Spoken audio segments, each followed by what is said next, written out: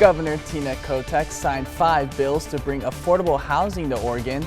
We'll take a look at each bill's impact, including one introduced by a local representative.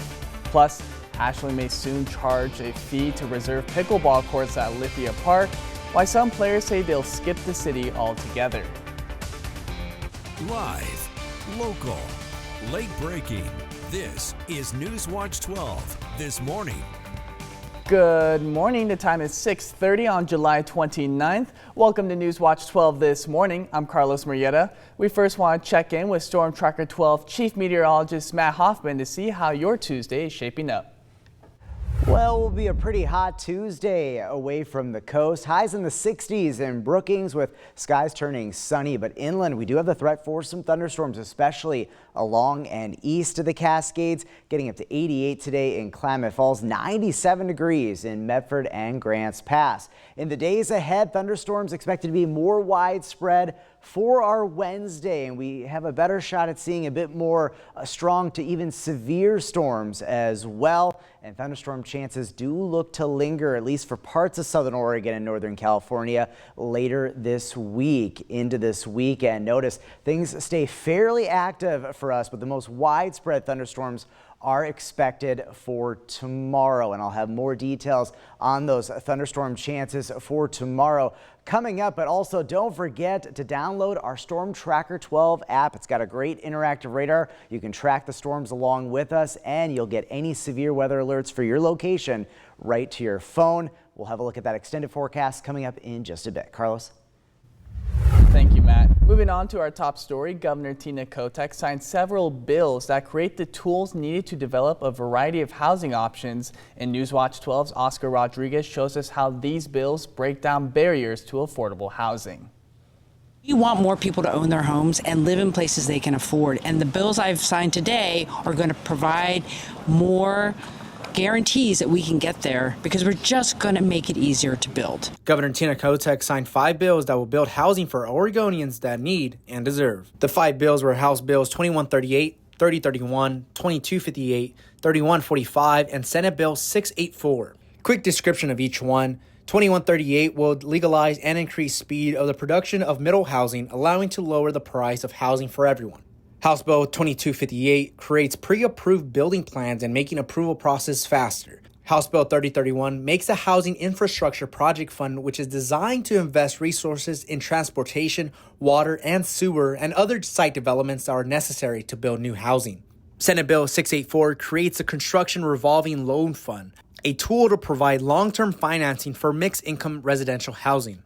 House Bill 3145 will have $25 million in bonding to build factory-produced modular housing, meaning it can build faster and at lower cost than traditional construction.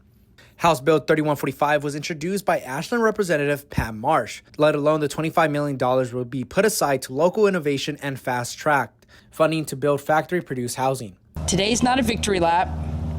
I believe in celebrating, but it's just for a day. And then we're going to get back to work because we have a lot to do. From Medford, I'm Oscar Rodriguez.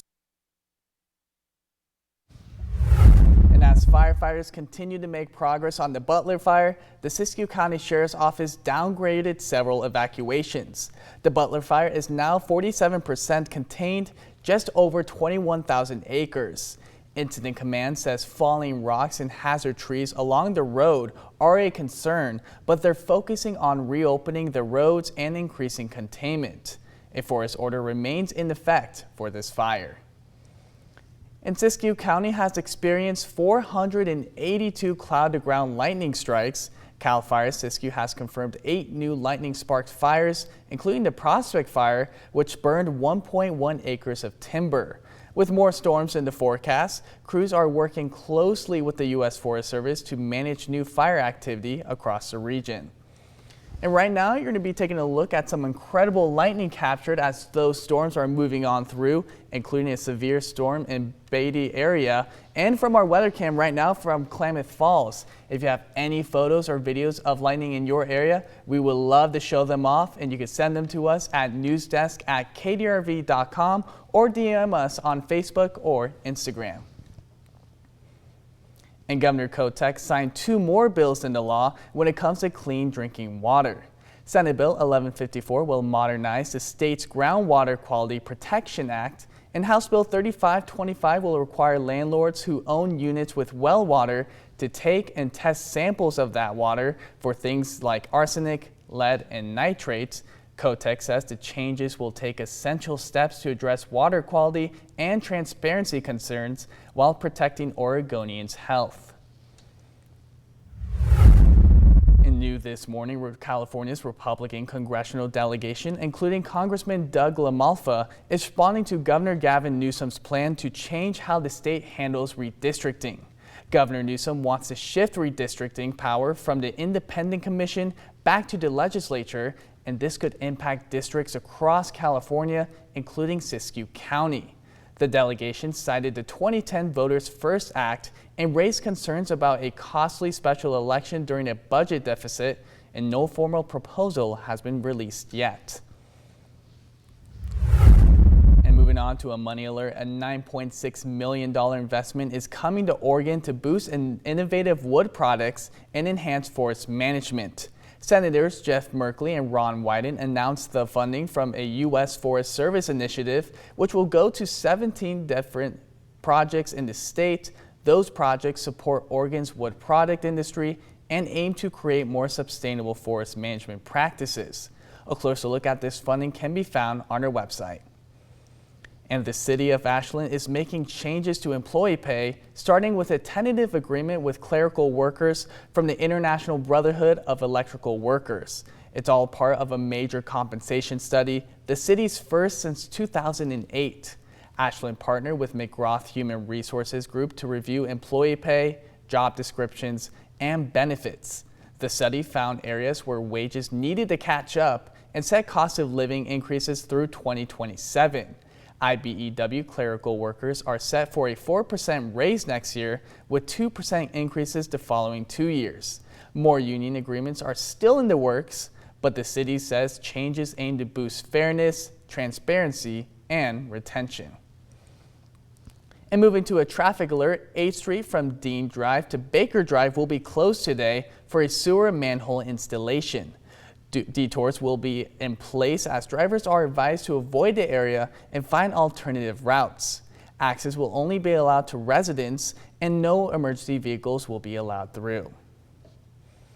And moving to a water advisory, a creek safety watch was just issued for parts of the Bear Creek watershed after routine testing showed increased bacteria levels. Impacted areas include Neal Creek in Ashland, Ashland Creek below the dog park, Bear Creek at Blue Heron Park, as well as at Upton Road in Central Point. Residents are encouraged to avoid the water and do their part in keeping the water clean. And for all pickleball lovers in the Rogue Valley, you might have to pay an online fee if you want to reserve a court to play in. The City of Ashland Parks and Recreation are looking to implement an online reservation fee for using pickleball courts at Lithia Park. It would start this fall, as Ashland Parks and Rec will require a $20 per hour reservation fee for people wanting to reserve a court. The reservation will only be available for 2 out of 6 courts at Lithia Park. Ashland Parks and Rec have talked to the Ashland Pickleball Club and the community to see how they feel. They're doing surveys to see what the pickleball community wants, and then they take into account what the club says. So, they're really trying to do as good as they can, given the fact that Ashland revenues are not what they expect. Will only take place after their open play hours, which is on Monday, Wednesday, and Friday from 8 a.m. to 11 a.m. Some players said they will go to other cities instead and avoid Lithia Park. If there is still no one that makes a reservation for a court, it would still be on a first-come, first-served basis. Now, we reached out to Ashland's Park and Rec, but we haven't received a response yet. Anthony, you're under arrest. Put your hands up. Right now. Turn around. Oh, I knew this was going to happen. Hey.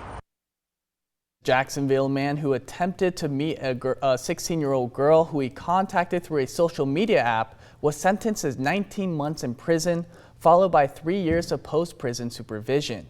Now, we first told you about Anthony Wheeler in March when police shared this video of his arrest during an undercover operation. Jackson County DA says Wheeler is also ordered to register as a sex offender, and a closer look at Wheeler's case and his initial arrest can be found on our website. And the city of Phoenix just released results from its recent traffic safety survey, and residents did not hold back. Nearly 6,000 people were reached with 86 detailed responses. Main Street and Highway 99 were top concerns, cited by 70% of respondents. Speeding was the most reported issue, followed by unsafe lane use and distracted driving. More than half said they're likely to witness or be involved in a crash, and 82% support a dedicated traffic officer. The city says this feedback will help guide future enforcement and road safety improvements. And construction is about to begin on a new development, which outlines a pizza restaurant and a coffee shop to be built in East Medford. Take a look at this design rendering. The project is called Harbor City and Ollie's East. This will be built on the corner of Hillcrest Road and North Phoenix Road. The design includes plans to build outdoor seating, a fire pit, and provide space for 3 food trucks. Construction is scheduled to begin next month after the final order on Monday.